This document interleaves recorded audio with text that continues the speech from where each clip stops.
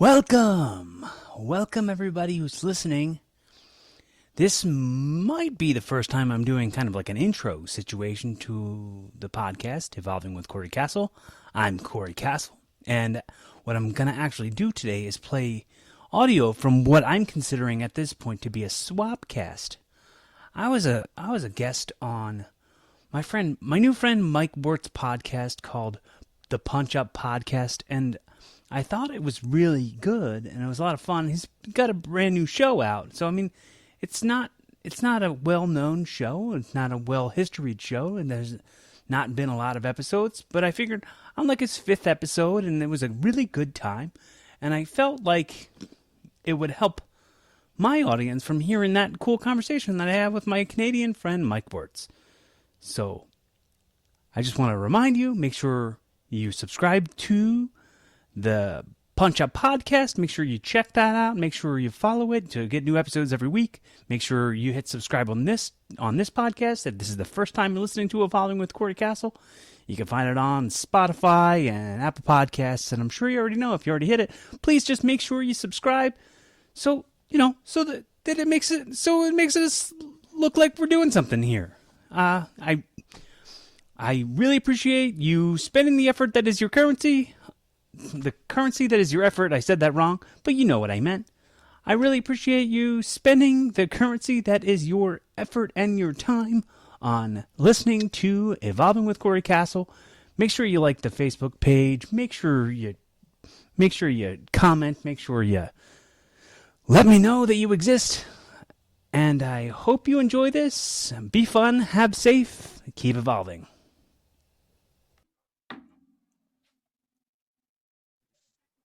Hey, buddy. Hey, dude. How are you? Let me turn this video on. Oh, yeah. What's up, dude? Hi. You got a background. You know what? Get this. I have a background. I just ordered one on Amazon because I thought like I would make myself look a little bit more professional. And I'm like, fuck, it ain't me. It ain't me. I'm not a background guy. Well, here's the thing. You got to remove yourself from it. So the way you identify as I'm not a this person, I'm not a that person, take yourself out of it and put the interest of your show into it. Well, you know what? You just convinced me like in a nanosecond because I had that conversation with myself earlier. And now I see you with yours and I'm like, I wish I had done mine now. We could have both had one. Yeah, dude. Well, I mean, maybe next time. Well, I figured people would be more forgiving right now at this time, right? Well, yeah. It's what I call everything. It's an evolving process. We're never all figured out. If we've got everything all figured out, then we're not as complete as we think we are. No, it's true. It's true. I have 0 things figured out, and you are my very 4th guest. Okay, well, that's awesome, dude. I'm excited for. The thing when you were like, don't forget about me, and I was like, yeah. Oh crap! And then like, it's that account, like that app. Did you do it through the calendar app, or was that? Yeah, so I have Calendly. Okay. And I always send people that link because it allows me to set my calendar up, and then nobody sponsored. This is sponsored by Calendly by get 50% off by putting Corey Castle in the offer code. Anyway, so I was going to tell you that I do not really like those kinds of apps very much. It feels like it sucks the sincerity out of really wanting a connection with a person. It's like, true. Hey, if you want to schedule something with me, don't do it with my people. Do it with my app. I don't even have to have anything part of it. And to me, then I got another email today from a different thing saying to reschedule. But the thing it was for something I scheduled for like next month or something. So I thought it was for today, and it was you that canceled. So hey, if you ever want to do this, if you ever want to do this again, we know each other. We can absolutely do it multiple times. Yeah, right now, let's do it. We're in this. We're doing it. We're in this. Well, I'm so happy. Well, like, let's put a little background because I thought it wasn't going to happen. I thought like I was that guy who just ordered his second martini, right, at the bar in Thailand, you know. And I just thought that there was going to be no magic tonight, and I figured, okay, well, I'm not going to get too bummed out. I mugged for the camera, got some good B, and then I messaged you. I'm like, don't forget about me, buddy. I sent you a little video note. Yeah, right. And and I was like, oh man, I had agreed to do something, didn't I? I was like, I must have double booked myself.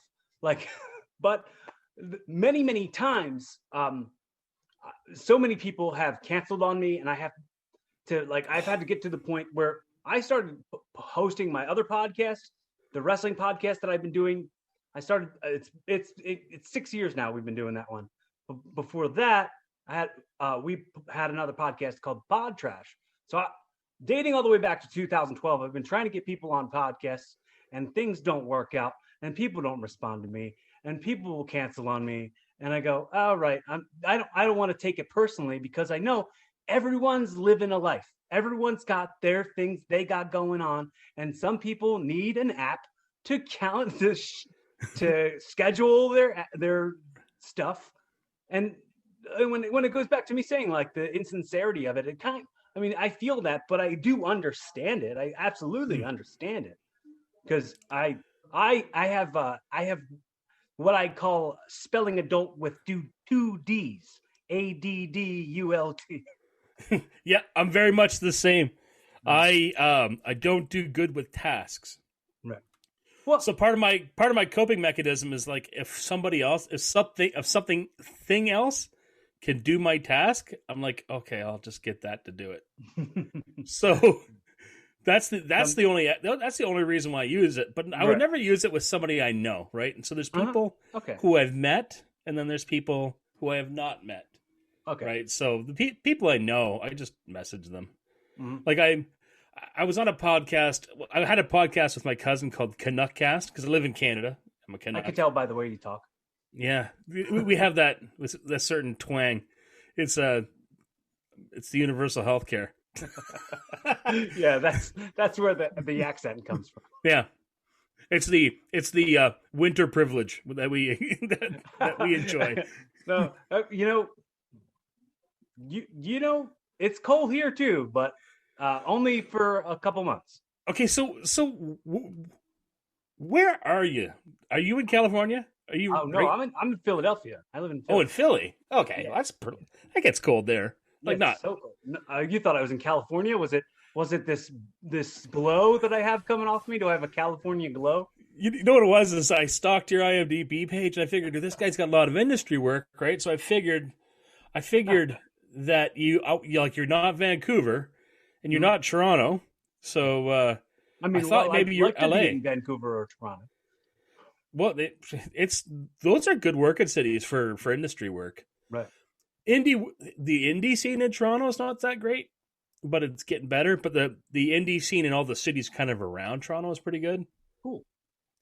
But I thought you were doing some LA stuff, right? So I was all queued up in my head to talk LA trash. But like you're not an LA guy. Having summer all year. Yeah, no kidding. Who needs that when you can have winter all year in Canada? So you do wrestling, you do podcasting, you do some acting. Do you do stunt work? I have done good amount of stunt work, but I mean it's not really something that is a huge goal of mine. I mean, I'd like to do it. I'd like to continue doing it, but it's not like my biggest goal. And is acting your full-time gig? No. I mean, it was until COVID hit. So my full-time gig was just doing like TV shows and movies, just backgrounds, acting spots, or they used to call it extras. Right. Now it's called background actor. You're a background performer. Like, you perform like you're just somebody who's standing there doing nothing. Performer, actor. Mm-hmm. But what I remember, there's levels, right? There's levels of extra work. Like if you have a speaking role, yeah. So do you have a speaking role, or? I mean, in most of those things that are on my IMDb page, yeah, the bigger things, I don't have speaking roles. I'm just like in the background of a scene somewhere. But like in like in Bruce, or like in the 90%, or in Half-Life, like a lot of the indie stuff, I have roles. I have actual roles. Like just like my upcoming thing that I just shot. And I also did stunts on it. It was called Not For Nothing. It's filming here in Philly now. And I still have more scenes to do in March, but maybe I don't know if I'm allowed to talk about them. How many years have you been filming it? That a project that you won't be talking about? Oh, I've been on since December, I think. So. I just did some ADR and some like blocking for some scenes. Like they needed to get like my shoulder in a couple of scenes for a movie we've been working on 3 years. So like Adrian, if you're watching this, come on, man.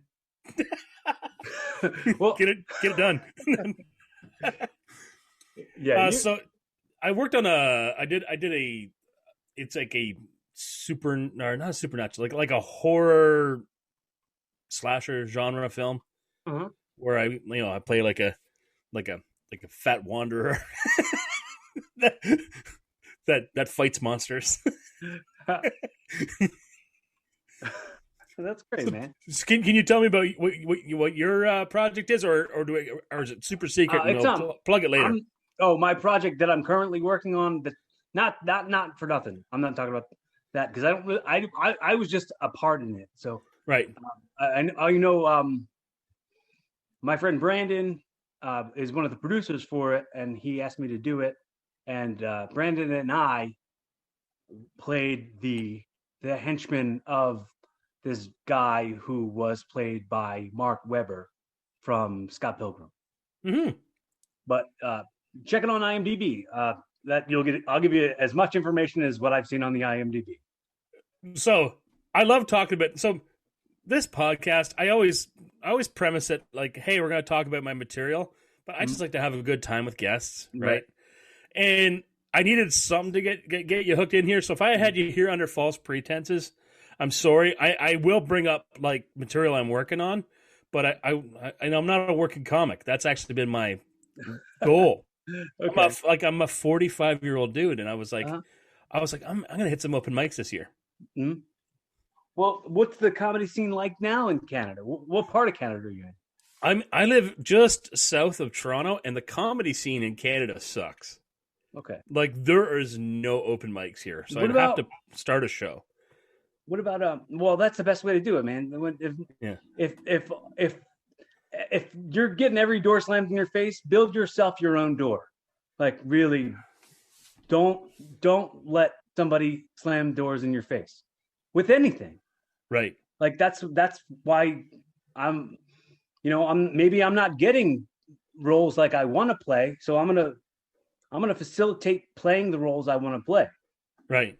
By like working on writing it, working on producing it, working on acting in it, working on directing the scenes that I'm not in, that kind of stuff, just to make sure I'm also like greasing my own wheels. And I get why you say the false pretenses. I would love to sit and workshop stuff with you. I want to hear your jokes. I have jokes. I went and grabbed my notebook. I have jokes. But yeah. No, I just say that because most of the time I end up just talking shit. Right? Yeah. No, dude, that's exactly what I do with my podcast. It's just BSing. You know what I mean? Nice. Just hang out and BS. I actually sat here. I'm actually on the floor of my living room right now. Like normally I sit on the couch, but I'm just sitting on the floor because the other night, Friday, I stayed up on here just in like a group hang till like 3 a.m, maybe 4 a.m, and like everybody was just having a good time. I didn't know any of those people. It was just like me getting to know a bunch of people I didn't know. It was like a Zoom group hang. Yeah, it was like there was a podcast and these people were in as the audience, right? And then they were like, oh, we're gonna do this after hang, this after chat hang, or after show hang, and like a bunch of people like that were on the show kind of dropped out, and the fans were I was just hanging out with the fans of the show who's the podcast That sounds so cool. It was awesome. I thought it was great. And then they had me join their Discord network, and I've been like throwing jokes their way. That's just, I mean, part of my like everyday life is I want to throw my jokes past somebody. Right. Who's gonna recognize them and see them. Like, so when I tweet something, I know like maybe if I check the interactions, maybe 60 people will see that I wrote it. And I'm like, oh, but I don't know anybody. No one's saying anything back to me about these jokes. I want to make sure somebody sees them and laughs at them. So I'll send them to people who I know will appreciate them. Right. Especially if it's a joke that makes me think of somebody who, would appreciate it even more. So what kind of this sounds like one of those like dumb questions that like a noob would ask, but like what kind of comedy do you do? Do you work clean? Are you more physical? Like, are you just? I more or less I wanted to know if I dropped swears, would you be all weird about it? I don't know. No, not at all, dude. Not at all. Okay. I mean, Okay. I don't. I've had the first guy I started the podcast with. He like started off like just like going as blue as he possibly could, and he was like that guy. You ever see the show Crashing? The guy that starts his show, what up, fuckers?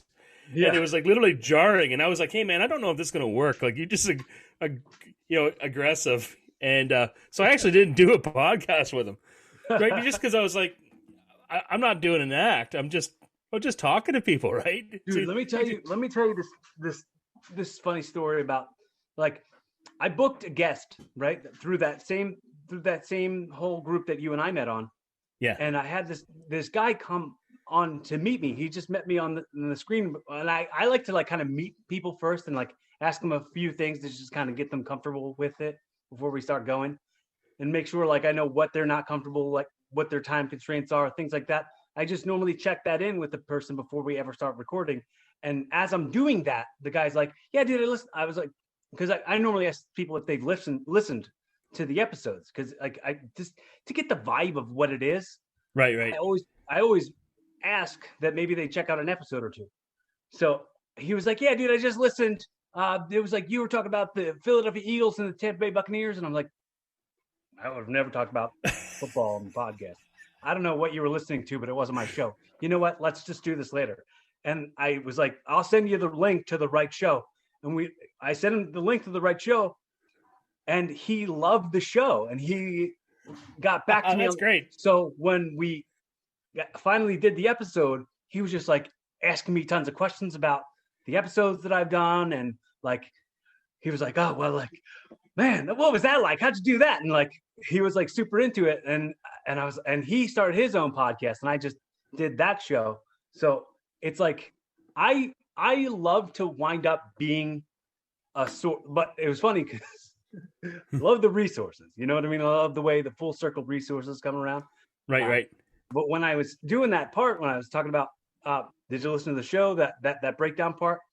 My roommate was like sitting over there at the dining room table. And the guy was like, oh, the Tampa Bay Buccaneers and the Phillies. And I was like, no, I don't talk about that stuff. You listen to the wrong show. He was sitting over there like, this guy's a douchebag. What a fucking asshole. And I was like, nah, I mean, I don't take that stuff personally, because there's so much things that fill your day. So many things after the currency that is your attention.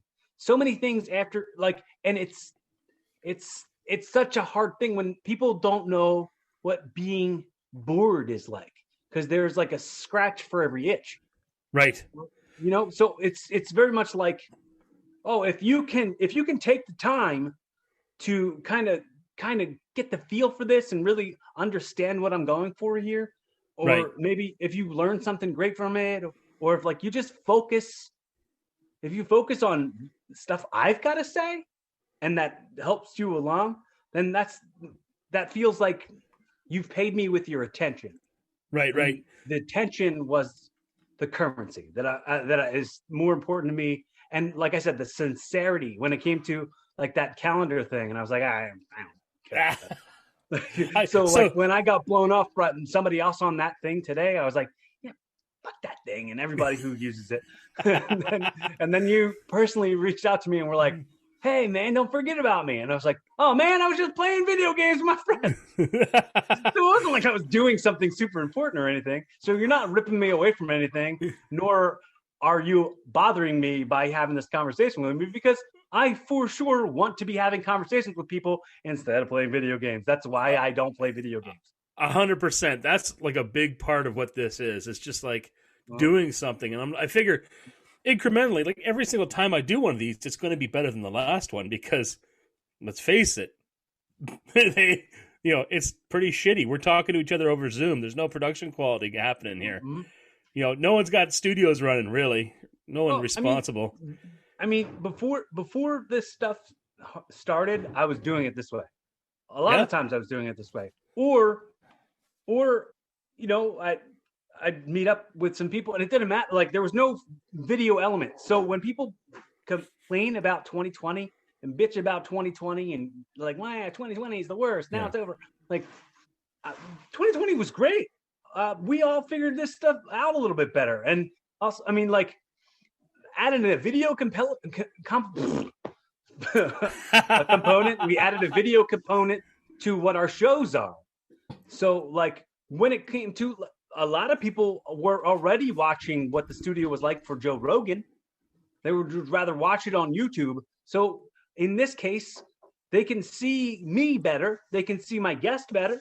Like, they can get a better idea of, like, if I do something visual, I have this more of as like a medium.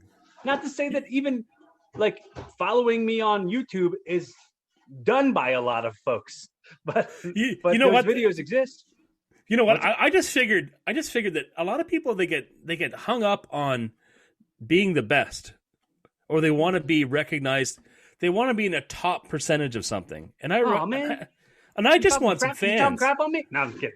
Yeah, like, you know what I mean? Like, no, I meant like for myself, right? No. Like my barrier to entry was, I would stop myself because I would go, oh, so many other people are doing this. So many people are doing podcasts. But then when you really start looking at it, most people's podcasts fizzle out after like 5 episodes. Right. Well, most people we're on number 4 here, huh? We're on 4, and I'm booked into March. Okay. I just basically say no. I say no to nobody. Okay. Anybody that wants to talk to me, I just go yes. So I'm like, I'm just plowing into it because honestly, I just want to talk to people, and if I have to build fans one at a time, and if those fans are actually friends, right, that's kind of just as good, right? Okay. Right? Yeah, I'm not gonna be farting through Joe Rogan silk, but I could do okay if I just have fun doing it, right? That's the goal for me, is to enjoy myself. Is that a saying that I've never heard before? Farting through someone's silk? Fart through silk? I've never heard that before in my life. Is that like a thing that people say? It's like a Canadianism. Is it? It's something I've that you never heard that before in my life. You hear like old ladies in Newfoundland and the East Coast. They'll be like, "Oh, Marjorie, she's farting through silk, ain't she?" I've never heard that ever before in my life. So if we dive into it, it's like everybody farts. Everybody farts through their drawers.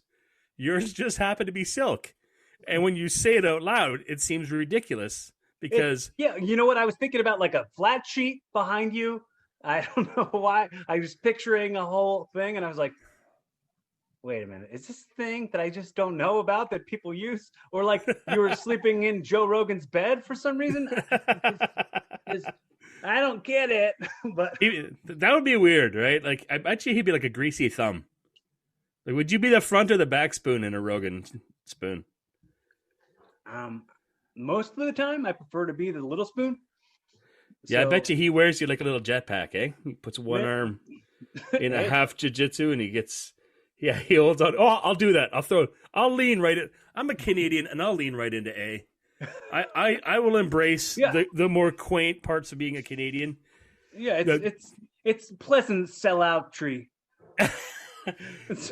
So Canadians have this weird sort of reputation for being polite. I keep hearing that many times. Yeah. Except the politeness that I think is portrayed as a lot like a Southern politeness. Right. It's Like bless your heart. Right. Mm-hmm. So like a really soft and arrow straight fuck you at whatever situation that is.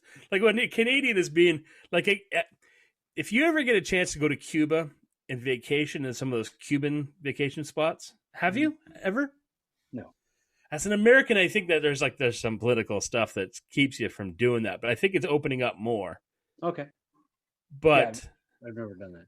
Canadians have been going to Cuba forever, and because there's no Americans there, you get to see what I like to call ugly Canadians. You know, like you hear the term "ugly American," like people say that from other countries. Mm. Ugly Canadians are the people worst. People do say that. People here just call that white trash. But so I guess there's like a stereotype that never really holds up when you think about it. Because anybody that travels to like these other countries, they're there to learn about that place, right? So what was about the Cuban American or the Cuban Canadian trash? What would be like the trashiest Canadian thing? I mean, because you said everyone's like polite in the straight fuck you to your face way. But what is the trash Canadians? Oh, they're terrible with service workers. Because in Canada we have our gig workers, like our restaurateurs, cooks, waitresses, delivery staff, they do a lot of tipping, right? And that tipping usually equates to service. But in Cuba, you're told this fiction that if you tip, your tips are more appreciated. So you get a lot of entitled Canadians that go down and figure that if they tip essentially like trinkets and, you know, like goofy little, like, oh, I'll leave pantyhose for the maid, you know, or like a box of crayons for their kids. And we expect everything to be like well taken care of in a stocked fridge every day, stocked minibar every day. If you bring toys or like cosmetics, they're supposed to love that. But then when you go down to Cuba, you realize, oh, they have all that shit. Yeah. These are just entitled Canadians that thinking giving to trinkets to people who are poorer than them is somehow cool. They're getting a bargain. Anytime you travel to a place because you think you're getting a bargain, you're shitty. I hated Cuba for that, because of Canadians. the most impolite group of people I've ever seen. Just walking around complaining about food. Cuban food is shit, but complaining about food openly and then drinking, like over drinking everything, like all the rum. What do you think a bad Canadian stereotype is? Have you ever watched the Kroll Show? The what show? It's like Nick Kroll had a Comedy Central show called The Kroll Show. Yes, I have watched it. Did you see the Wheels Ontario stuff? Yeah, I would say that is pretty accurate. I would say that would probably be the Canadian stereotype that I would paint in my brain. I don't know if I have any bad stereotypes about Americans because I've spent a lot of time in the U.S. Mm-hmm. So almost all my extended friend group and like a good portion of my family is from the U.S. So I'm like, it's just. Is that why you lean so hard into the selling your people out? Oh yeah, 100%. Because what do we have to offer but resources, right? Like if there was ever, if we came real close into entering like Mad Max 2021, right? Mm-hmm. And I wanted to run a barter town somewhere. I'll sell out my town. What do you got there? Levi's and some motor oil? Bring it in. I run barter town. A little shanty town. Yeah, you guys had some shit happen down there. Do you ever get political? Do you ever talk politics? You ever no? You stay. Not that I don't have an opinion, because I for sure do. But I have so much other living to do. True. You know what I mean? I have so many other things to love and to be grateful for. Right. To bite down on some outrage bait, because that's all exactly what it is. It's there just designed to outrage you. and the way that they word everything and the way that they write things, the manipulative way that the political game is played, I've seen it already enough. Like I've seen it on both sides of it. Like Right. I've been a pro wrestler my whole life. I know the politics of pro wrestling. This is the exact same thing. Well, they have the same word, right? Kayfabe. Yeah, exactly. It's the same exact thing, right to the T. Everything. I've seen it all. I know that it's all a work. I know that I am not going to be one of the marks who gets worked. You know, I was talking to my stepson the other day, because we were watching some of the stuff, like the storm of the Capitol building, right? And he was asking, like, he goes, I can't believe that they're doing this. I can't, like, he was talking about the people, right? Like, because we saw the riots, like we saw the protests, we saw like all the things going on, and I told him, I said, dude, like, you realize that this is a good lesson to learn, because if you are ever in a crowd yelling anything, you're the least important part of that equation. Right. Like you're literally a pawn being used at that point. Mm-hmm. So But never like, be in a crowd yelling. A thing that I've always said is that if one of you were to draw a line in the sand and say, either you stand on this side of the line of the sand with me, or you get over there, and they throw that ultimatum at me, I'm always on the side that they're not on. Yeah, fair. I don't want to be on the side of somebody who would try to draw a line for me. Nor, like, I'm not in that game. Look at you. You're a revolutionary. What's that? I said, look at you. You're a revolutionary. Well, I mean, we played the politics game so much as we are performance artists. Right. I know how to manipulate emotions of people through my training over the years of experience to know that I can make people go up with their emotions and go right back down with their emotions. So, if it's cool for a minute, guess what? You're about to get rocked. I know all that. Right. So why would I be surprised if anything else but that were to be going on? Yeah, You know right. what I'm saying? 100%. Absolutely not shocked by anything, not surprised by spoil anything for me. I'm in the business of knowing what's going to happen before it happens already.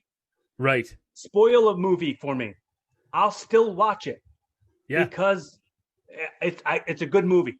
And I know a good movie when I see it. It doesn't matter if somebody else told me it was bad or good, as long as they're talking about it. Do you sometimes spoil movies for yourself on purpose? No. Sometimes I do. Sometimes I'll watch a movie and I'll get into it and I'm like, I'm kind of interested, and I'll go to the spoiler and it won't ruin the movie for me, and I'll go back and watch it. There's a lot of movies that I will actually continue to watch because I know how it ends. You addicted to IMDb? Not really, no. Okay. No. Well, this guy is. I'm very hooked on IMDb to find out the ins and outs, the stuff about the films. But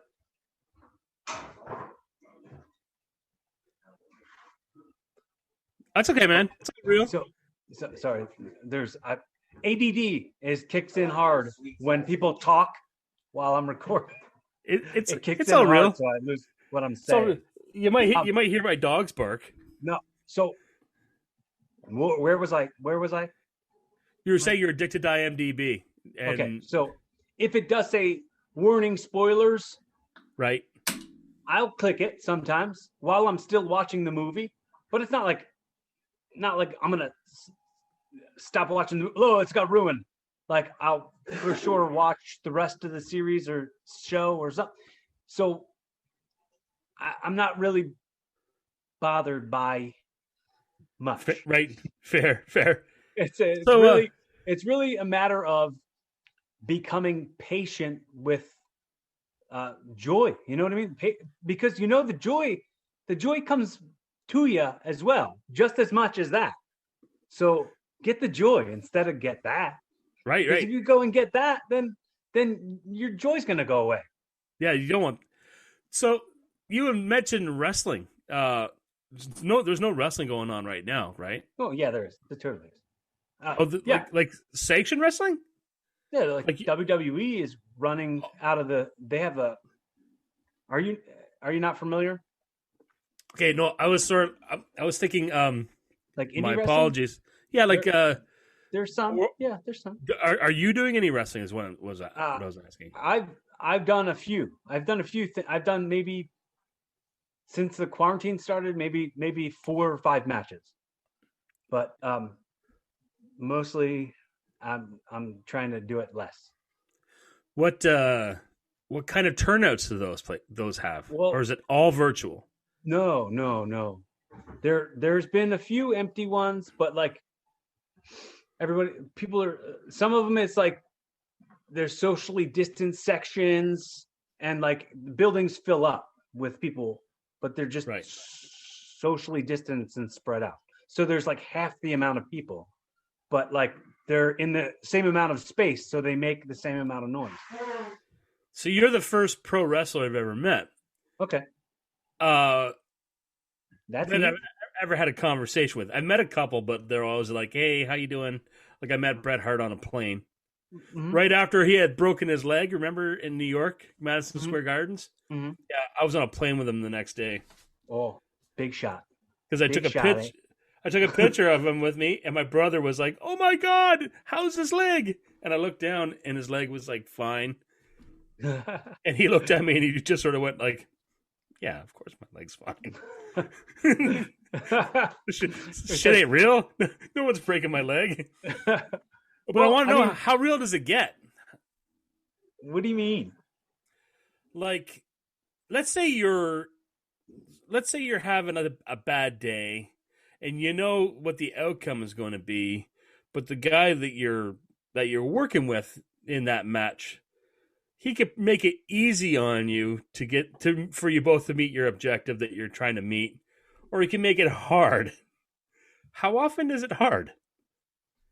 Is there like petty jealousies and all right, abutment shit? That stuff happens.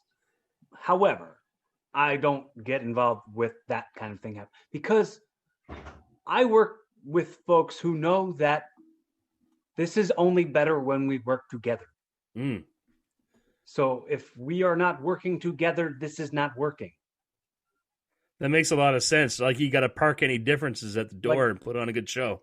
You know, The Rock used to say the line, "Know your role" all the time. Right. I live that life. I always say, "Know your role," because our role is to be this entertainer. It's not as entertaining if we're not entertaining together. Fair. Right. So know your role. Like if your role is the babyface, be the babyface. If your role is you're going over, go over. If your role is you're going under, go under. Like it's not really. Help me with those terms. What's a babyface? A good guy. A good guy. Okay. A good guy is a babyface. A heel is a bad guy. Going under is taking the pin, and going over is pinning the person or winning. Okay. So, yeah, that makes sense. But it's like this is all stuff we should have been passing along the whole time to everybody within the business. But like sometimes it gets lost a little bit. So a lot of watering down of that can happen, and a lot of people can get in situations where they go, well, I want to be this because I'm only over as this, so they'll go into business for themselves. Right. If you've heard, that's a saying that people in the business will say going into business for themselves. But most of the time, if someone were to go into business for themselves, the business would force them out, and no one would use them. Right. So it only works if we work together. That makes a lot of sense. You know, like now I feel like the question I asked was maybe a bit naive. Of course it would be, because I'm not a wrestler. Of course it's a naive question. That's fine. Well, it's funny because I forget that not everybody is as diehard a wrestling fan as me, even though most of the people that I talk to on the daily basis don't care about wrestling, don't watch wrestling. Like my family, I'm the only one in my entire family that ever watches wrestling. Like my brother doesn't, my sisters don't, my mom never has. I don't know about my dad. I know I have family in Texas as well. So my dad and my brother and sister that live over there. And I think my little brother is into wrestling, but he might be the only one. But we didn't grow up in the same house. We never really talk about wrestling. But when we talk, it comes back to us talking about wrestling. But it's more of like talking about it in a very marky way. Right. Like in a way where we're like it's a fanny way. You know what I mean? Fan. I'm not a no, okay. not like a British person. You fanny. You fanny. No, but I'm saying mark is a word that you might not know because you don't know. You know. You call me a what? Right. So say in like a markish way, like if somebody's a mark, they're some fan. You know what I mean? That's kind of. So I get that way, and normally in our business, being a fan or being a mark was in my era something to kind of be ashamed of, and you'd get shamed for it. But nowadays, you can kind of be a mark if you want, and it doesn't matter. That sounds like a shitty attitude to have. There's that weird sort of breakdown between professional and amateur, where you see that people distinguish themselves by being cool with everybody, and then there's people that sort of shit on the amateur, not realizing that that's going to be unless you're top of the game, no matter what your gig is. We're crossing, dude. Like, yeah, always. The people you meet on the way up is the same people you meet on the way down, and vice versa. Right. So we'll wind up meeting the same person who was like a piece of shit to us in a moment where we'll have the power to screw them over, and it's our choice, but it should be our moment to decide that we're a better person than them and tell ourselves we don't need to screw them over to make ourselves feel better about the success that we have. There must be some assholes that you'd really like to burn, though. There's got to be somebody in the business. No. Look, man, what about the business? I don't do better by somebody else doing bad. True. True. Like I don't do better by somebody else. You know what I mean? By me hurting somebody else, that doesn't make me feel better. So that doesn't make our business better. That doesn't make our podcasting better. That doesn't make our art better. That doesn't make our love better. Or doesn't make our decision making any better, because we know what it's like to make decisions that hurt people, and we don't want that. Do you have any funny stories that you won't drop any names, but you could talk about the situation? I got a good one. Here's the thing, man. I say I don't, but then I wind up talking, and then all the funny stories will come out. So, not that I can think of right now, but as we go, if something pops into my brain, I'll bring it up. But until then, tell me your story. Okay, you know what? I'll shift gears. I'll tell you the coolest celeb story. Okay. The very coolest celebrity story that I have was somebody who's not really super famous anymore. Mm-hmm. Like, there's a lot of people probably know who he is. Do you know who Clive Barker is? The name is super familiar. So he's a horror writer, and he writes. Okay, that's why it's familiar. Okay. Yeah, he wrote like all the Hellraiser series. Okay. Mm-hmm. Was Clive Barker. Okay. Lord of Illusions. He was a horror writer. And I used to go to Comic-Con, right. And there was this guy. He was just painting. He had a booth set up, and he was just painting this picture. Mm-hmm. And I was there for linkswarm.com as sort of like a just covering the comic convention. Right. And here was this cool guy painting this picture of like some demon. And he's like, yeah, I have a Q&A session. You want to come and join the Q&A session? And I'd read most of this guy's books. I just never knew what he looked like. Uh-huh. And he turns out he is like this Clive Barker is this maniacal magic man that has lived more life than any human being I've ever heard of. Like he's been a painter, he's traveled the world, he writes horrible fiction, like horrifying fiction, like the most depraved shit you'll ever read. But but when you meet him, he's the most gentlest human being. And I saw that guy sign autographs for a solid 8 hours when he was done. Mm. A solid 8 hours. I just watched him. Just every fan that came up to him and wanted to talk books, wanted to talk his art, wanted to talk like horror filmmaking. He sat there for like 8 hours and just, he would just sit there. They would sit with them. He'd hand on their hand on their knee, I know today's age that seems a little creepy.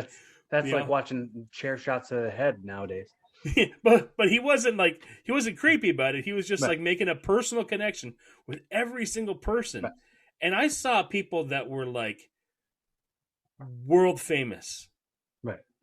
Like beside him, like I saw people that were in like high budget science fiction shows. Right. Like if you drop their name, everyone would be like, that guy. Like they're famous everywhere. Everyone in the world knows who they are. Mm-hmm. And here's Clive Barker with like signing autographs for 8 hours, and all these famous people just are sitting in their booths alone. They just go through the motions. Yeah. It's very phoned in. It's very much get the money that you can get while you can get it, because it's part of the gig. But some people really put a personal touch on it, and I've seen a number of things like that. I have been to many conventions myself. I do some conventions for cosplay pro wrestling. So I've done a few conventions where I'll like see people making an effort, and I have been to some horror conventions where I've seen people go above and beyond. So when it did come to that, I have one story that might make you laugh. I have more stories of like people who are famous who like wind up kind of sucking as people. So well, your expectations are so high. Okay. So we're running this show. It was a wrestling show in Reading, PA. And my trainer was Fast Eddie Valentine. So Eddie Valentine trained me. He was running shows in Reading, PA with this promoter. And somehow there was tons of names associated with this, like famous like 80s and 90s names that were all associated with this show. And there's a answering machine message. This was back when answering machines were a thing. An answering machine message that said, "Hello, I got your number from Glenn. This is Vincent Virgil or Vincent from the WCW's NWO, Virgil in the WWF, Ted DiBiase." In the voicemail was going over his own gimmick to make sure we knew who he was.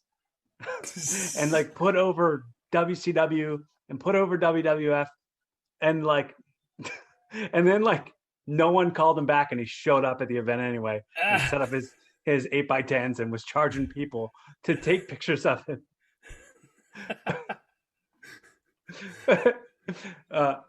There was another time when me and my best friend Rick went to Monster Mania, and there was like this side room, and we were walking through it, and Rick was like, "Yo, why does this dude have all these pictures of Ernie Hudson?" And then he put his eyes up, and Ernie Hudson was there, and he was like, "Oh, Ernie Hudson!" and then Ernie was like, "Yeah, you want to buy a picture? You want a signed picture?" And Rick was like, "No." Like, it was, I should have at least got the picture if you were that much of a jerk accidentally. I showed up at Fan Expo in Toronto, and I saw we were there early, of course, and I saw Adam Baldwin setting up, and they had just announced Firefly got canceled. Uh-huh. And of course, I roll up on him. And like my shtick back then, I was wearing like a Hawaiian shirt and I had like Elvis glasses on. I had like my microphone, and I roll up to him and I'm sitting down beside him on this chair beside, Adam Baldwin. And I'm like, dude, like, I'm really, really sorry to hear about, Firefly getting canceled. Like, this sucks. And like, we weren't even rolling. We were just talking about it. Right. And he's like, yeah, it really sucked for me too. And this guy's standing like right here. When someone's kind of slow, but you think that they're also talking to Adam Baldwin, like, because they give a shit because Firefly got canceled and it was such a cool show. And it's Adam fucking Baldwin right there. Like, he's a cool dude. And, and this big hand kind of goes on my shoulder. Hey, man, I think you're in my chair, dude. And I'm sitting in Kevin Sorbo's chair. Like in his monogrammed chair. I'm sitting in it. I basically stole Kevin Sorbo's seat. Right. And I felt real good about it. And then you're like, I was farting on your silk Hercules. and then Robert Picardo is across the aisle, and he's like, he comes up to us, and he's got this little hat on, little ball cap. You would never know that he's Robert Picardo, the doctor from Star Trek Voyager.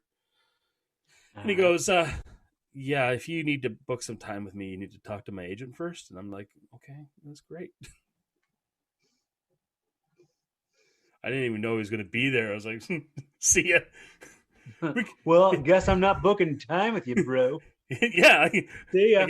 I guess, like, listen, if there was a camera in front of me, I'm going to be putting my mug in front of it. Are you kidding me? Especially if I'm Robert Picardo. I'm like, I want to get some more work. Like, he's done some good stuff lately. I think he was in that newest Umbrella Academy, or I might be wrong. Okay. I watched all the seasons. There's two. Was there 2 seasons? I watched both seasons. Oh, I have I another. I don't remember him being on it. Sorry, go ahead. No, he wasn't on it. It was something else, and I forgot what it was. But the father from Umbrella Academy, he lives in the next town from me. He lives in Stratford. Hargreaves, Reginald Hargreaves. Reginald Hargreaves. He was also in the Riddick movie, or the first one, Pitch Black. No, yeah. Riddick. He was in Riddick. He was the main bad guy. Dude, I was watching Lure on Amazon Prime, and he was on that. Have you watched that show? He was just one episode. He was like playing some crazy maniacal doctor before Umbrella Academy and probably not before Riddick, but his name's Colm Feore. Now I remember it because everybody here knows who he is. So in the small town of Stratford, home of Justin Bieber, which is like the next town over, I was at this cheese shop, like those fancy cheese shops, and Colm Feore comes in, and I'm like, I'm not in a rush, but like I'm not as starstruck as like a lot of people who see like a Colm Feore in the wild. Mm-hmm. So he's like, hey, I just got to get a couple things. Can I do you mind if I cut in front of you? Mm-hmm. So he's Colm Feore. And I'm like, sure, I guess, I get to bask in the glow of this celebrity a little longer. I'll let him go in front of me at the cheese shop. Mm-hmm. And that motherfucker ordered cheese for like an hour. In a cheese shop, I'm like, dude, I want to get. Had your remember me, myself, and Irene when he was like when he had his thing, and then he like turned into, and he's like, we need a price check for Vagiclean. Got a little too much cheese on the taco over here. I just was like, I'm like, dude, you asked to cut in front of me, and then you wanted to spend an hour buying cheese, like. Did you want me to stand behind you awkwardly for an hour? How long was the line? No, it was me and him. So it was me and Colm Feore, and he's like, "Hey, I got to order some cheese, and I have to start this process right now, and it has to last an hour." And then you said, "Thanks, Feore the memories." And yeah. Now I have this story forever. I will say I did wait for the entire hour, and I ordered my cheese. And it was kind of cool to hang out with him for a bit. Like, he wasn't not gracious. He would like, hey, do you think I should get this? And like, what do you think about that cheese? And like, when he was trying some, like the guy who was cutting the cheese, he would like also offer me some. Yeah, I know. I knew it as soon as that those syllables left my mouth that cutting the cheese would be a thing. It's fart work. Who is your dream celebrity encounter? Like the person that you want to run into but not really have a social interaction with. Like you want to see them in the wild. And what do you want to see them do? This is a great question, and you should ask everybody. You should ask everybody who's on your podcast this question, because this is a great one. It's a good one. This should be a segment that you repeat every time. I don't know. I don't even. It's tough, man. I know, like celebrities who I go like, oh, I could see us being friends, like that kind of people who are famous. But everybody is the same as this. This cheese Fjord story. It's like not everybody would know who that guy even was. Right. You know what I mean? You're famous, but you're not like The Rock famous. Like You're not Beyonce famous. Not every single person even knows who you are. But like there's people who are familiar with your work and will be more of a mark for your work than other people who will just walk right past you and not know who you are. Well, let's start with an example. Here's an example. I would love to see William Shatner in a bar trying to pick up and getting shot down. I'd like to see it. Captain Kirk, a woman refused Captain Kirk? That would be hilarious to just have in my head.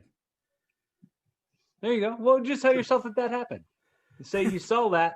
And every time somebody has one of these stories, you can be like, yeah, I like started out by saying that in your segment and then go right into, all right, here's what I want you to do. What's your dream thing? And then you can retell their story right after they're done. Like it was a story that happened to you.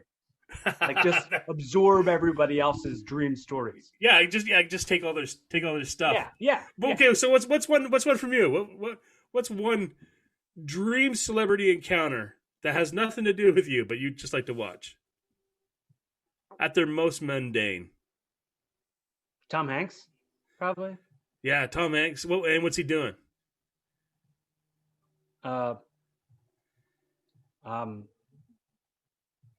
He's putting a blindfold on people and spinning them in circles so that they can hit the piñata with the broom. or like the bat, the forehead on a bat. When you're running in circles with the forehead on the bat. Yes, that also. I'd see Tom Hanks doing that. I'd like to see David Spade eating potato salad off a flimsy paper plate and getting it on his shirt, and then like doing that thing where you eat it off your shirt, and then you look around like no one's looking, and then he makes eye contact with you. That would be a great casual celebrity encounter. I have like people who are almost a little adjacent to that who I'd like to like collaborate with, or like I would love to meet David Spade and be friends with David Spade and collaborate with David Spade, but like I'm ideally would love a relationship with like Judd Apatow. You know what I mean? Like to develop a collaboration, you know, some sort of let's work together on something. I've got a story and I've got a name and I got something that I want to work on, and maybe we can help each other on that. And like we know like I know a lot of people that you might know, and I might know a lot of people that you know. So I want to be that way with everybody I know, where I can go, hey, if I can be a resource to you in any way, or grab a resource that you might want to grab and like maybe throw it a little bit closer in your direction, I'm absolutely going to do that, because like I said earlier, I don't do good if we don't do good. Right. Yeah, 100%. You know? So who do you think it would be harder to get that connection with? Do you think it would be harder with Apatow or easier? I don't know. I mean, it's really, really at this point when it comes to if people would have an interaction with me in the daily life, they'd have absolutely no idea that I've ever been in anything or am a wrestler or anything. They'll just, go encounter. So I'm not valuable to people who are like in films and have big credits and stuff because I'm still like a podcast that doesn't have a big following. I'm somebody on Twitter who doesn't have. I don't have a check mark. I don't have a blue validation mark. I don't have that because I only have like 500 followers, and I mean, that's I'm a not lot. a big enough deal yet for Judd Apatow or Pete Holmes or David Spade or any of those people to even like read anything I write to them or like you have 500 followers on what, YouTube or on Twitter. On Twitter, eh? Yeah, that's not a lot for Twitter at all. On YouTube, I've got probably under 100 for sure. I really need to up my Twitter game. Okay. Like, is that the thing? Like, I hardly tweet at all. I'm at LK_Huna. But most of the time I just retweet people. Mm-hmm. I don't say a lot on Twitter. No, it seems counterintuitive. Twitter's one of those things that's kind of... Well, if you write jokes, Mike, like that's the place to do it. Like if you write jokes and want to post jokes and get sort of like a little like a little jolt from little zing from like people going, that's good. Like that's the place to kind of do it. You're pretty pithy tweet you did there, Mike Wurtz. So question is Corey Castle, is that... I'm not going to ask you if it's your real name, but like I'm going to say that's a pretty cool name, Corey Castle. I appreciate it. I picked it myself. Did you pick it yourself? Yeah. So I thought of the same thing. Like I should pick my own name, but then I realized that I don't have a cool enough alternative name.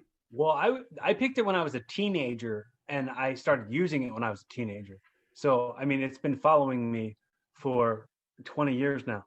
So I feel like the internet is bad for that sort of thing, though, right? Like, let's say you got mega famous and your name was like Corey Wizzlestein. Like every news article. My name is James. My name is James Goins. I am nowhere near Corey Castle as a name, but I have been using Corey Castle so long that more people know me as that than will ever know me as James Goins.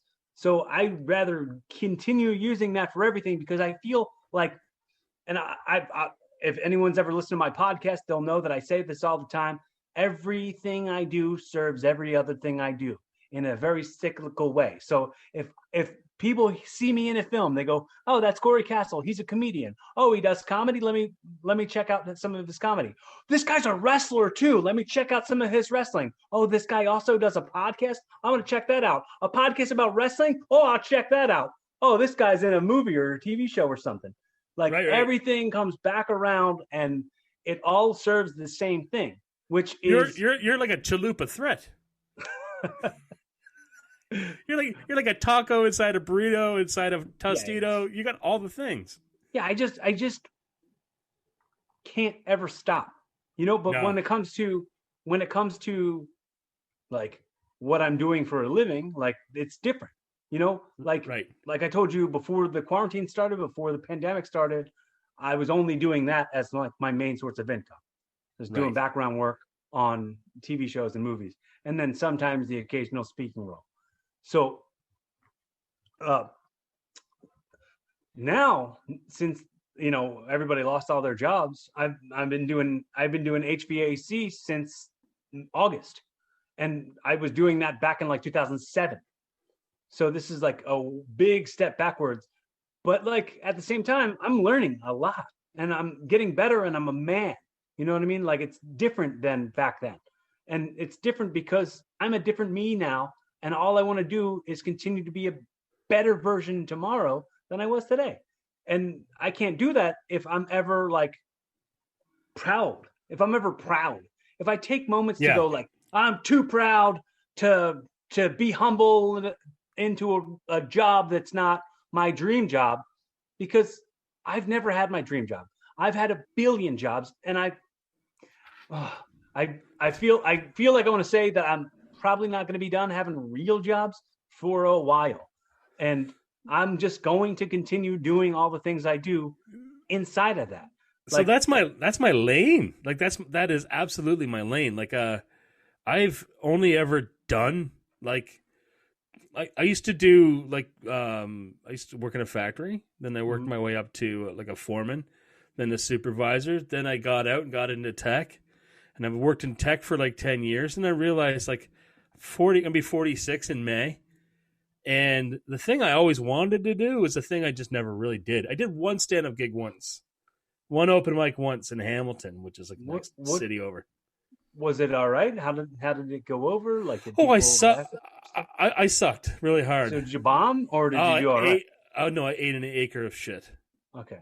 Yeah, you know when you say you're gonna go up there for a solid 2 minutes, and you know what happens?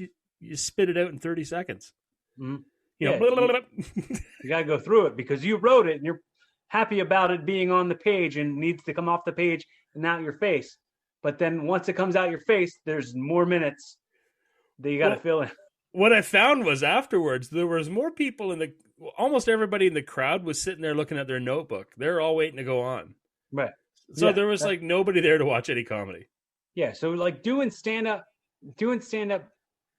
for free in front of everybody else who's doing it, who's only there to get stage time, it's kind of a place to learn, because if you find people who are your friends there, you can talk to them about their bits and they can talk to you about your bits, and you can do what I thought you and I were doing today. You know what I'm saying? Like, right. Or like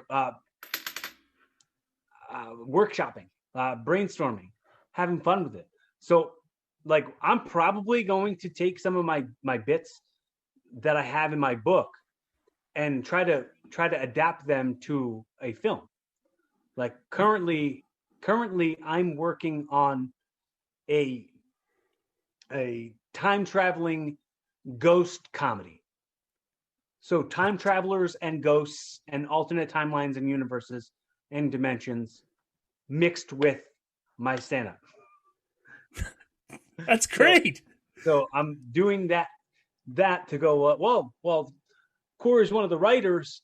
Also, Corey's one of the stars, and well, he's in this movie. Well, it says his Instagram. His Instagram says his IMDb page. His IMDb page says and it says that he does comedy, and it says his podcast is on there. We should go check out all of his other stuff. And it goes back in that circle that I was talking about. It just serves. It's all serving to make me feel like I'm not doing it for nothing. Right. Yeah, absolutely. So let's talk about jokes. Okay. Are you working on any material right now? I have some stuff. I'm going to pull it up on my phone here. I thought I grabbed my notebook, but I can't find it for a second. Hang on. Sure. Because I have this pen. I don't know why. Did I put it somewhere? Go ahead, read your jokes, Mike. Well, it's not so much. It's like a bit. Like I'm working on a bit. So right now I'm working on a bit where the worst job in the world is the spit guy at Ancestry.com.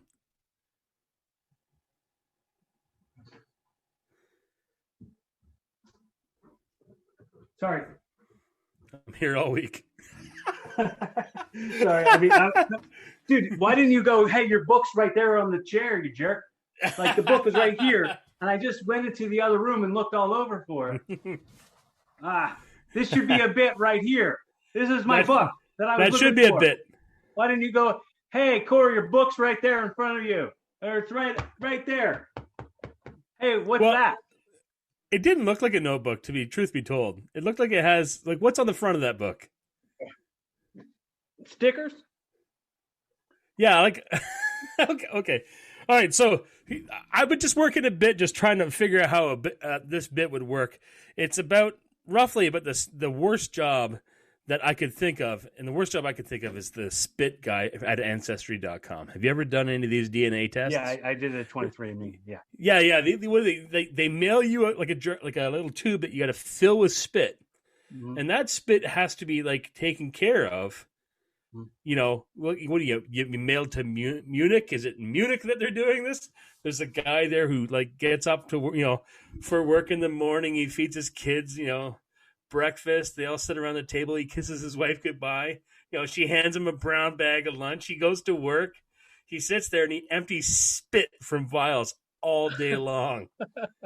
Well, you can replace that with all kinds of disgusting jobs, but that one is really specific. The spit guy. And like, what drives a spit guy to suicide? Like, he just had enough. Like, my brother drives for, I'm not going to say the name of the company, but he does. He picks up like coolers filled with blood and piss and poop, and he takes them to other places to test them for whatever. And he gets a company car and he'll bring that home on the weekends and empty it out. And he'll be like, there's my piss and shit buckets. There's my blood bucket. And so do you think this spit guy sometimes will like bitch about his work to the blood and shit and piss delivery guy? That guy's like, you know what? Or when you're looking at like LinkedIn and you're looking for a job and you're like, what am I qualified to do? And so you're looking at other jobs like, hey, here's an opening for a piss and shit and blood and spit guy. The hours are better. Specimen delivery specialist. Specialist in the specimens. And the other one I was listening.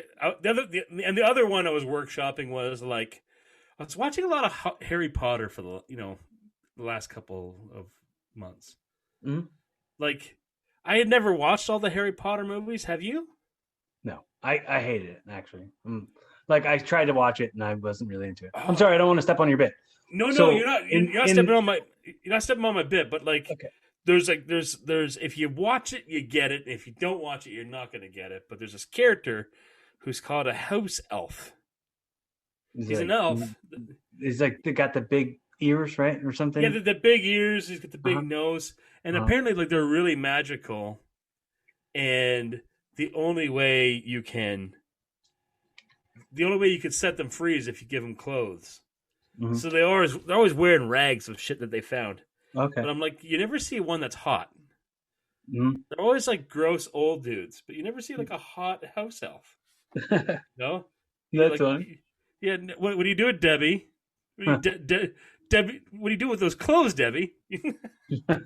Just like a hot house elf doing magic around your house. That one's pretty thin. Yeah, one's pretty thin. It's so niche. It is pretty niche. Yeah. Oh, yeah, here's a good insult. You're that type of guy that makes your kids watch you while you jerk off. It's dark. Who are you saying that to? That's a dark. That's someone that you want to insult. That's not. I mean, it feels less of an insult, more like a real accusation that could really ruin somebody's life. It could be both. Like, you want to reserve it. Like, you don't want to use it casually. Like, that's not. Look at. Here comes Mike. He's that guy who says everybody looks like they jerk off in front of their kids. Here he comes. That old hat. The old scamp.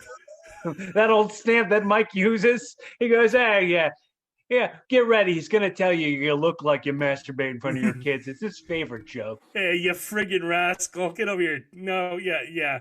Who's jacking in front of their kids? Sir, this is an Arby's. Excuse me. You're in front of the children mannequins at Old Navy. Why don't you keep it moving, sir? Here would be like a cool opening question to start a routine. Like, hey, does your girlfriend ever wish you were hotter? That one could start, getting a couple of laughs. All right, this one sounds a little racially charged. Well, it's weird. It's the reason that one that one's like a D for me, like a D minus, maybe close to an F. Is that a lot of people are outside of their stations? You know, I mean, like you could a lot of times, like you'll see a guy who there's absolutely no way he's with a babe, and then you'll see that babe with somebody who's with a gross looking person. So it's hard to be like, hey, I'm the only one who thinks that my girlfriend wishes I was hotter. It's like, no, maybe you are hotter, or maybe she is hot. Maybe you know what I mean? Like it just kind of leaves it open to like, yeah. She could wish you were hotter. Maybe I'm under no illusion that I'm the hot one in my relationship. I am like I'm like, you know, there's my lady, and then like, you know, sir, would you like me to mace this man following you? You know, right? Yeah, I'm like so far, like I'm like the worst. Basically, I feel like sometimes I feel like she has like a parasite in her optical nerve, which makes everything look different than it actually is. Because maybe there's something, you know. You know when you'll see something that looks like a rotten piece of meat and you think it looks like a birthday cake. Maybe there's some you know, visual processing errors. Or maybe she just thinks you're a good person. Maybe you ever think about that? Maybe she enjoys your company. That can't be it. She enjoys your company. Maybe you make her smile. Maybe she likes to laugh. I know myself too well. It's got to be something else. Okay, what do you got? I've been doing this bit where I'm saying, here's the new game I've developed. I'm going to throw you this Frisbee and you're going to catch it or we can't be friends. It's a new game that I'm calling Ultimatum Frisbee.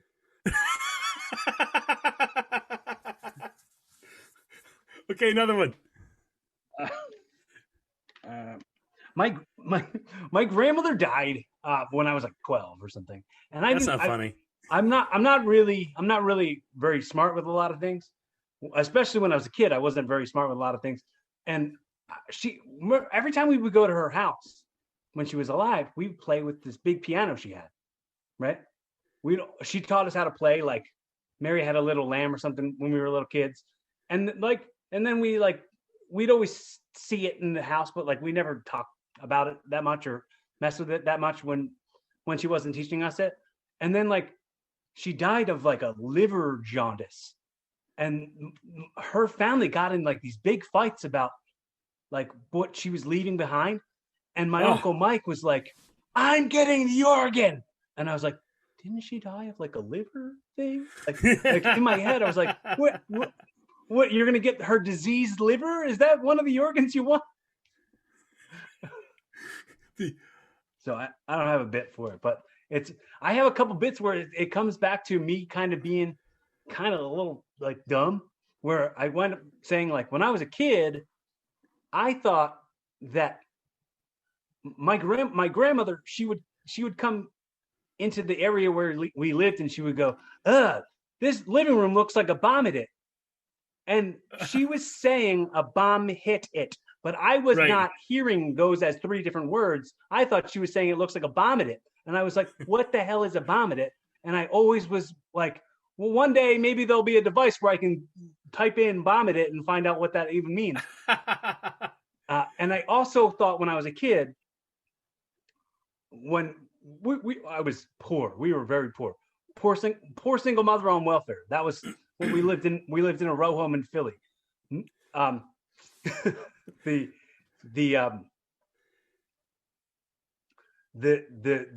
phrase "so broke that you can't make ends meet." I didn't know that it meant make one end meet up with the other end. I didn't know. I thought ends meet was like a dish that only wealthy people could have. And I'd say we'd go to like a fancy restaurant and be like, I know you don't have it on the menu, but let me get a slab of that ends meet.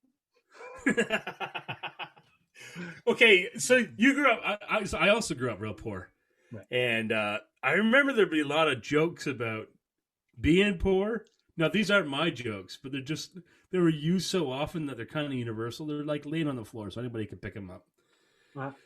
And I don't even know. I think maybe even Dice did this one. I don't know. But one of the ones I always grew up with was we were so poor that we had to jerk off the dog to feed the cat. Never heard that one, nor That's gross, right? nor do I even. It would not even make me smile. That wouldn't even make you smile. Nope. That's like a bucket of cold water down your drawers. Like that's just. I feel like that's the joke. That's like I worked at this job where this 60-year-old guy got hired, and it was like his first day, and they were like serving pizza in the break room. This was a warehouse, and they were like, "Oh, warehouse guys, come on in and get some pizza." And this guy came in, and he was like, "So a Jew walks into a bar, and he's like, Jew waiter goes, is anything okay?" And he hits that as the punchline, and he says that to a bunch of like corporate people in ties who are not at all familiar with this person. They'd never met him before, and he just tells a Jew joke like that, and they're like, "All right, guy, like, that's some expired thinking. Like that's some old awkward man stuff that it's not really the way people talk to each other anymore." So, jerking off dog to feed the cat, no mas. Yeah, that's totally a way an old Northeast Philly white dude talked to his friends back in the 70s. So it has no comedic value whatsoever. No, not at all. Zero. Okay, good to know. Because it makes me laugh. But if it's not a universal thing, we don't want that, right? Like it's obviously not funny. Like setting up, like a cat coming in. You look like the type of dude who jerks off your dog to feed your cat in front of your kids. Yeah. You'd be like, your cat's in the morning. Here comes Mike. He's gonna talk. He's gonna drop that. It's Christmas morning, and your cat comes up, and like, your cat's like meow, and you're like, "Listen, Merry Christmas, dog and cat that I have that are my only companions in the world. Who's hungry?" And the dog's like, "I'm hungry. I only have dog food." And the cat's like, meow. Okay, yeah, all right. It's not funny. So the speaking of dog sticks, what's the name of that piece of skin that makes it point forward? There's got to be a name for that, right? For the dogs? Yeah, the dog's dick that you really are thinking about a dog's dick too much. It was in my notebook. They were categorized, so like this one was right beside the other one, right? So yeah, I was in the same territory. My apologies. There's a dog's dick, and there's a piece of skin that keeps it pointing forward because like it's not like that all the time, right? It's not vertical. It's usually perpendicular. It's aiming forwards. There's got to be this bunch of veterinarians that are like, yeah, if they had like a big, long dude, pointer. That's a thing that you could probably say it and someone will know it like that. Whatever, like you go into an audience and you go, "What's that piece of the dog's dick called that keeps it from pointing straight to the ground?" And you're like, someone would be like, "The flange," and then you're like, "Yeah, oh, now the phalangulong, you idiot." You're yeah, like, okay. And then you'll be like, "Oh shit, well, I can't tell that joke next time." Yeah, ruin that joke forever. Right. Yeah, when people like yell things out, it kind of wrecks the momentum. Do you hate hecklers? I've only had. I don't want to say I've only had a few interactions with them. What I hate is people who heckle me by going wah wah wah, or people who go. Don't me on the daily basis. Like, don't do that to me out in public. Especially don't do it to me when I'm on stage. If you do that to me, I will go, "You're fat, your teeth are crooked, fuck you, get out of my life. I don't ever want to talk to you." Like, you just cut me to the core. Like, don't do that to me. That hurt my feelings real hard. Like, I get nervous to tell a joke. Do you understand? People go like, "Oh, well, it takes a lot of guts to go up there and tell jokes. You're like really being vulnerable. Sometimes when I'm like throwing a punchline out, I'll get pretty nervous with how it's going to be accepted. And if it's accepted with a then it really like it's a dagger to me, because it's like that's not what I was going for. I was going for you to go, that sucks. That's funny, or what, you know what I mean? Like I wasn't looking for. I was looking for a validation, and you gave me kind of the opposite of that. That's not what I wanted. That's like you going like, oh well, I'm not going to take you seriously as a wrestler because wrestling's stupid, and have you've never watched it or understood it or talked to anybody who knows anything about it. It's just like, well, I know the answer is this, and that's the answer that I'm sticking with. I know with what I know, you know. Right. That was a long-winded way of saying the only heckles that bother me are the brumts. Yeah, like that would bother me more. Like if they were just trying to add something to the performance, right. Like because 90% of the time they're just being drunk idiots. Then yeah, I get it. But like if they're just trying to be if they're trying to be funny over top you're funny, you know, fuck that guy, because like they didn't have anything to come to your show. Well, I do a lot of like real like cringy dad jokes. So I get it. Yeah. I get why you think that you're helping me, but you're not. Like I do a joke where I'd say I was with a friend who told me when we were walking to go into the woods how scared of ticks she was, and she didn't have any bug spray.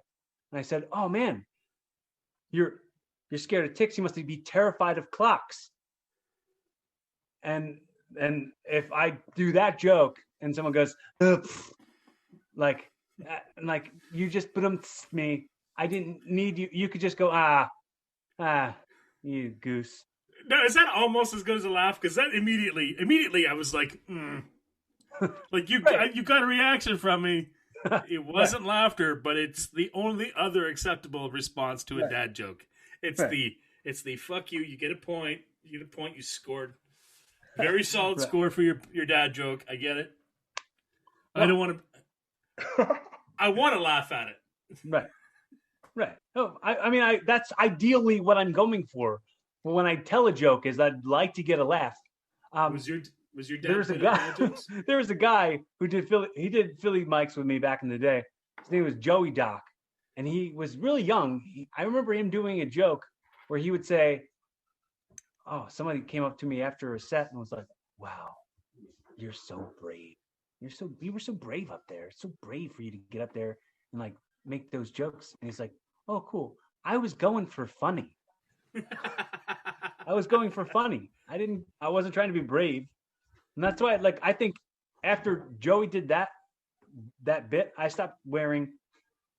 It wasn't because of that, but I would quote that when I would think about what I was going to wear the days that I'd go get up on stage, because I didn't want to wear anything that was like a funny shirt, because then someone come up to me and go, "Oh man, I love your shirt." I'm like, "Oh, what'd you think of my jokes though?" "Oh, I care more about the art that I did, not the clothes that I'm wearing." Right. No, I feel that. Hey, what else can we talk about? What other material you got? I got. Are you cool? We've gone for about an hour now. Do you want to keep going, or you want to stop? Yeah, I'm totally cool. So what do you got for more material? I got stuff. There's this thing that's just an inside joke between me and my girlfriend, where my cousin has like a Raptor truck, and nice. my brother, my gay brother, he does this thing where anybody who has like a souped up car, or like a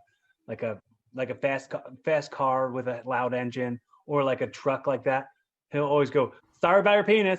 Like he does that, but her and I have been making the joke where we go, "Joke's on you, it's a decent size." Like when a car goes by, way to go with your excellent relationships that you probably have with your parents and your family. The way that everybody returns all your calls because they're really interested in things that you had to say.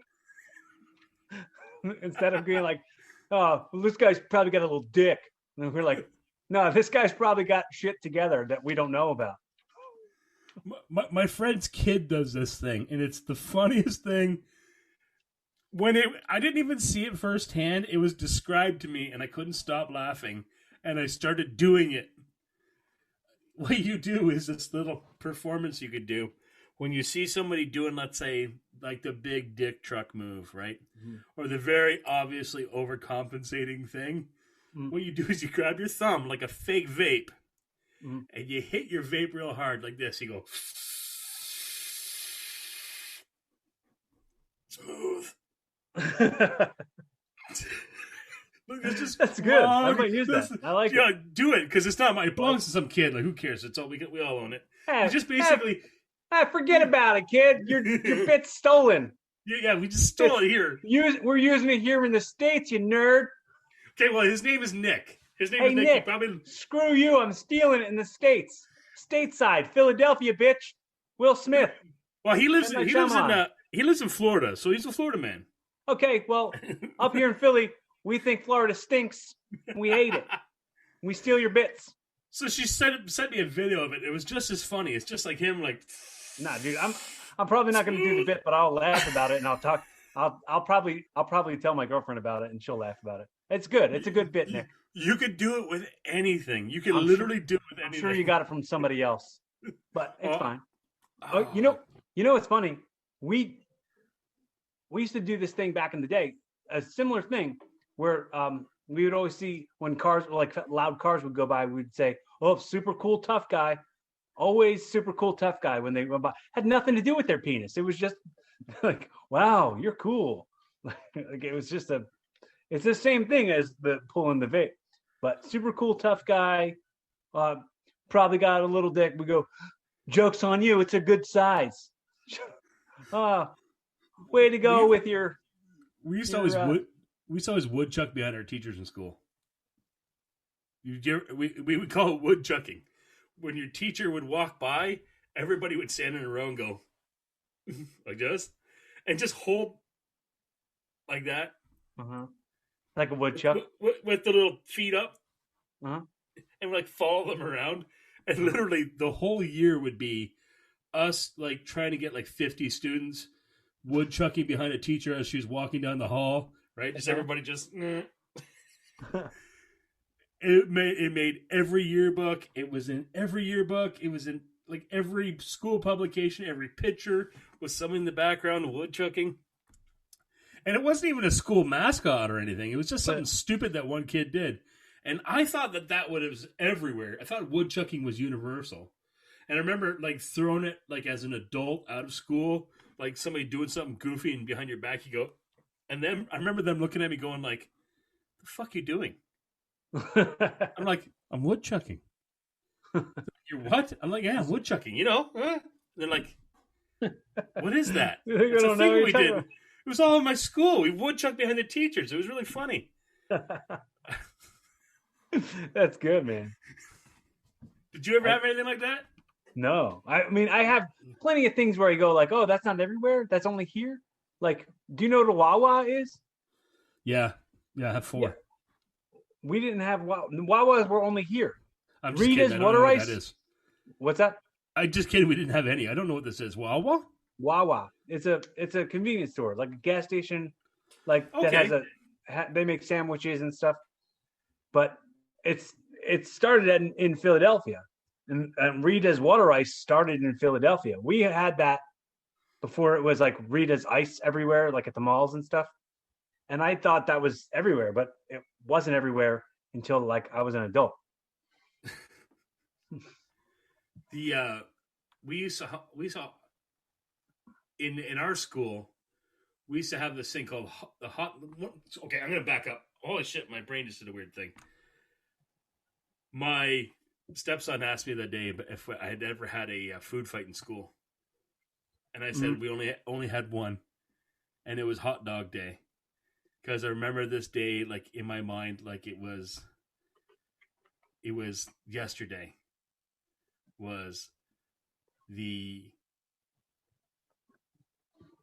hundreds of wieners being hot to the touch wieners, so you couldn't hold on to them so fast because they dumped out these dirty water hot dogs all over the floor, and everyone was picking up fistfuls of hot wieners and throwing them around the lunchroom, and I remember, like that was the only like sitcom style food fight I ever had, which was like it was essentially a sausage party.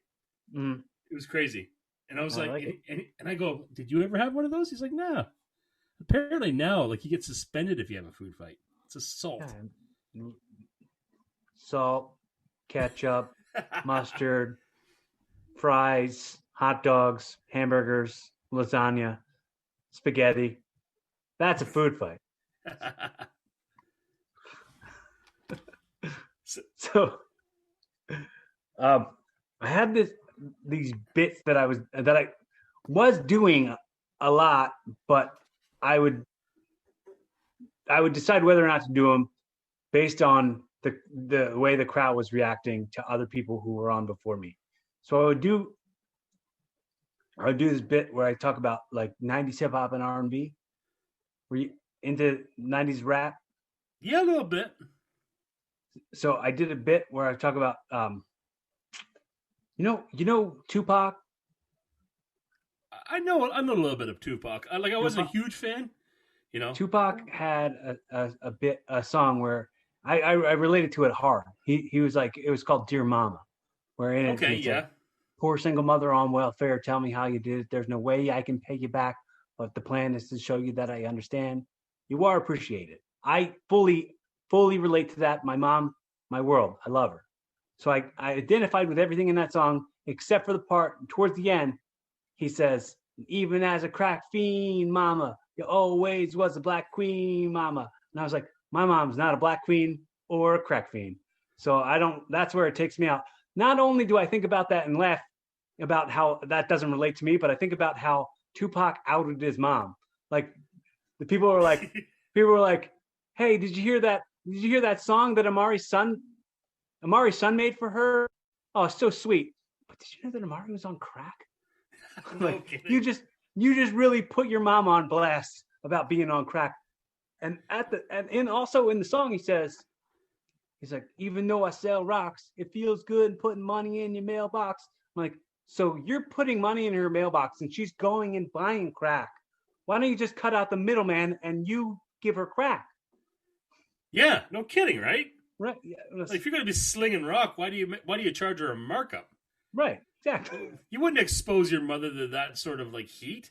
Right. Like, she's got to go down there and like take a vial out of Deschwann's mouth. She's got to go acquire the crack in a shady neighborhood. Why not just put crack in her mailbox?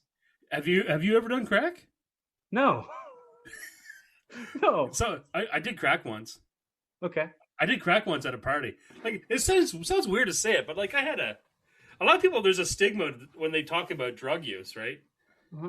And I haven't. I'm a pretty drug positive dude. Like I'm a Canadian, so you know I'm going to smoke some pot, right? Like right. It's part of our legal.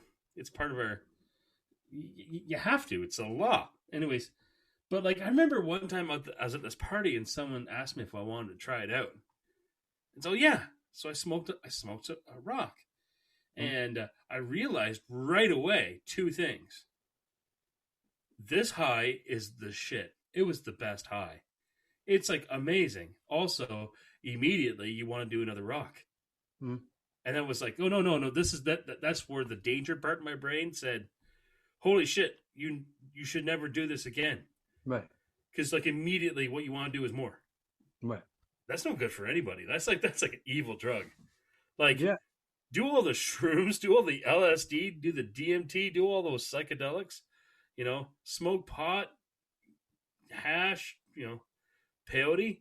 But anytime like anytime you're reducing anytime violence is involved in making your drugs, and your drugs are basically a vehicle just to do more drugs, that's a bad drug. Yeah, you're on the wrong side of the tracks there. The wrong side. Oh, go ahead. Sorry. I was just saying once you kind of give into it, and you're kind of giving your whole self away. So you got to be smart about your intake. Yeah, So alcohol does the same thing too. Like it's a alcohol great does thing the that same you thing. decided to never do it again. Yeah.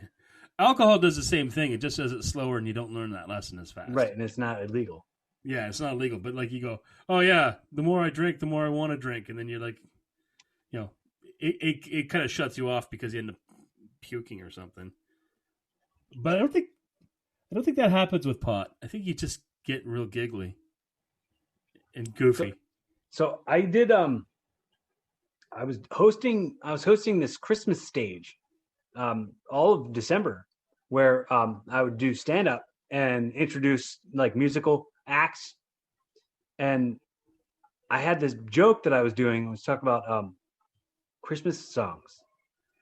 There's a song by like Band-Aid, and it's like them talking about like African people and them being hungry. But there's a part of the song they would say, there won't be snow in Africa this Christmas. And then later on they say, do they know it's Christmas time at all? I thought they didn't know it wasn't Christmas because there wasn't snow. So I'm like, no, just drop off a crate of decorations with a note on it that says, it's Christmas. I didn't get the fact that they were saying feed the world. I thought it was them saying like, these people don't know it's Christmas because there's no decorations or snow or nothing. Do you think social media killed that? Killed what?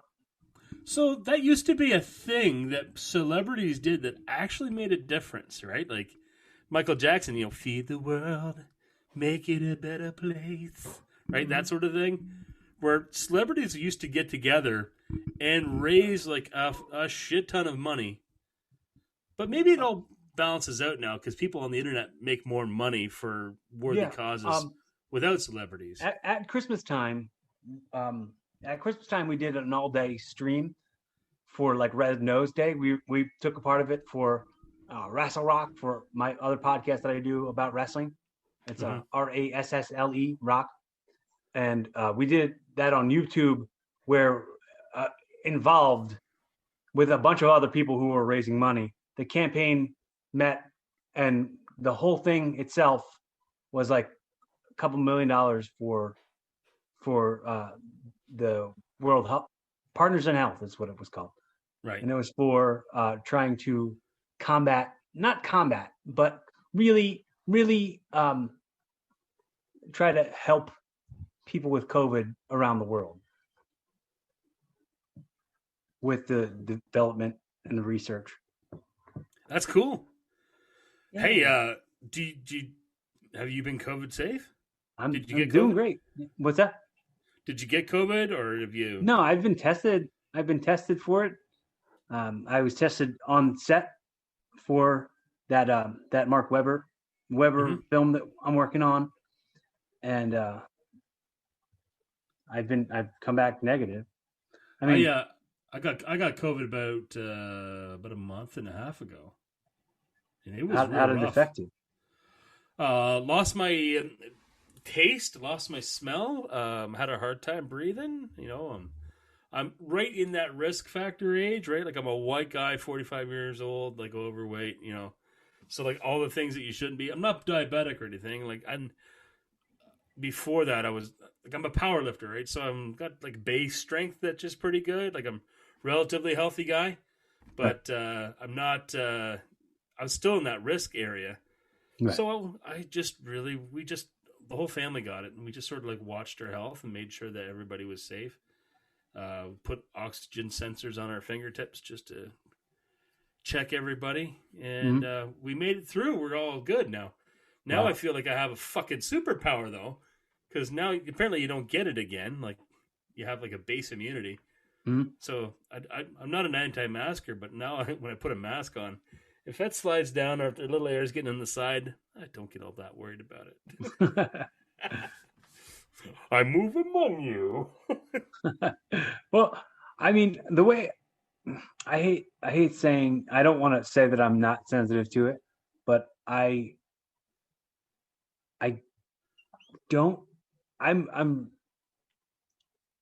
probably wrong in feeling that like I'm not at risk as much as a lot of other people are.